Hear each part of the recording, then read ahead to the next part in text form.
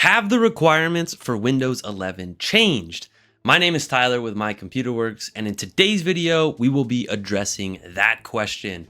Now, in case you've missed the online chatter about this subject, many social media influencers and tech blogs have misinterpreted Microsoft's guidelines for Windows 11. So today, we will be debunking those rumors and discussing the Windows 11 requirements and how they have not changed, what the risks of running unsupported installs are, and where to go for reliable and accurate info about Microsoft's guidelines. So have the Windows 11 requirements changed, right, as far as hardware is concerned? No, as I stated before, they have not changed. Some online sources and YouTubers have spread misinformation about the subject and about the hardware requirements for Windows 11, stating that Microsoft plans to essentially relax the requirements to allow older PCs to continue running Windows 11 or update to Windows 11, okay? And that is not the case. Now with Windows 11 24H2, which is the most recent live active running update as of right now, the requirements for your CPU, in addition to needing, and requiring secure boot, you need to also have UEFI firmware and TPM 2.0.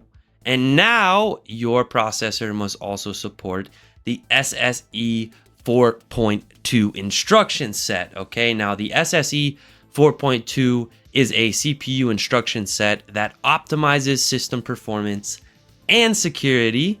And good news is, the majority of today's processors include SSE 4.2, okay? Now, older processors may not have it, so if you have an older processor and it falls into that category, Windows 11 will not be an option for you, right? Not a feasible option for your machine, okay?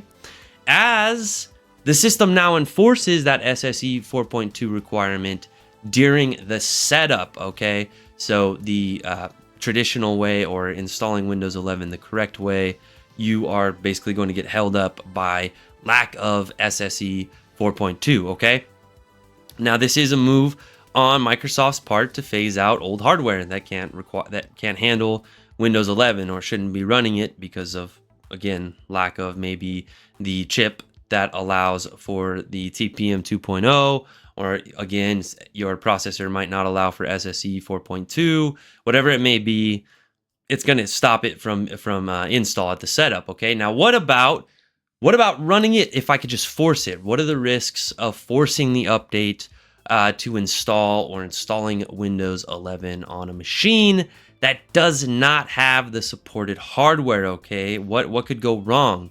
Well, in addition to the possibility of security risks due to missed bug fixes and security patches that leave you vulnerable to malware, you may experience performance issues like system crashes, slow performance, and conflict with drivers, okay?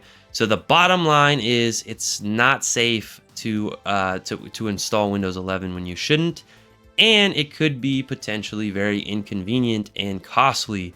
Again, you don't want your computer to be crashing. You don't want data loss. You don't want slow performance. You don't want to end up just having to pay and do everything that you could have done after your system. Maybe your system dies and you lose all your data. So not a good idea to push it onto older hardware or older computers. The bottom line is, again, unsafe, could be inconvenient and costly, okay? Now, where do we get reliable and accurate information about Windows 11 and the requirements to actually install it or to update to the latest version? Well, this one is the easiest, and it's gonna make a lot of sense, right? So go to the source. We go right to Microsoft's many information and support pages. They have a bunch of them, okay? They not only lay out the requirements, but explain why they have them and what they do, okay?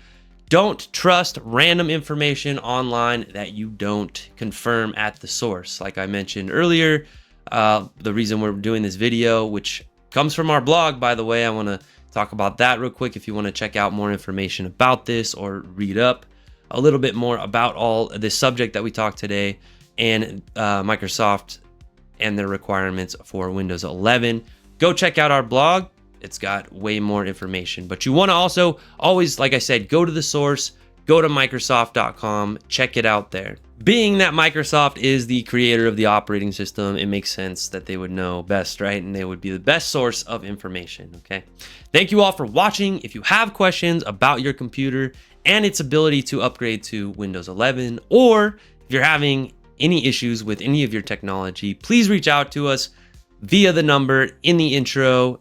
It's at the outro. It's down in the description. We'd be happy to help you out. And while you're down there, if you haven't already, please hit that subscribe.